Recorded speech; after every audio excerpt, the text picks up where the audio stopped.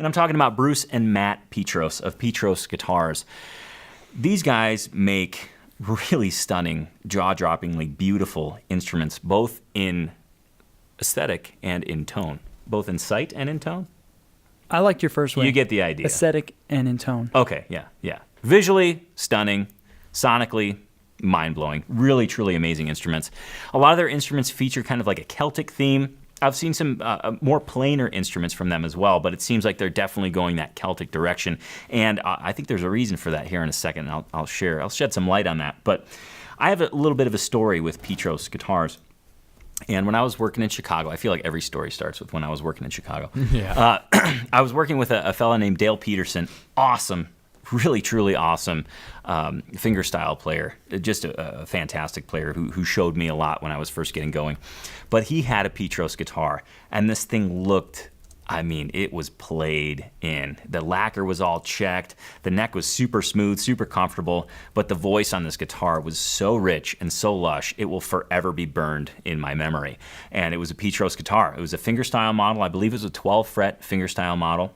I think it was a solid headstock, not the slotted headstock.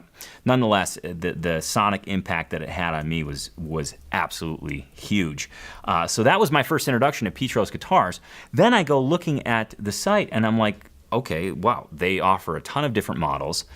They have a guitar shop, like an accessory shop, that features some of that Celtic infused imagery on accessories. And I'm talking like guitar building accessories. They have back strips, binding bridge pins with really cool Celtic designs on them, tuner buttons, inlay dots, you name it, they've got it there, and it definitely has a signature stamp. Some really beautifully crafted stuff.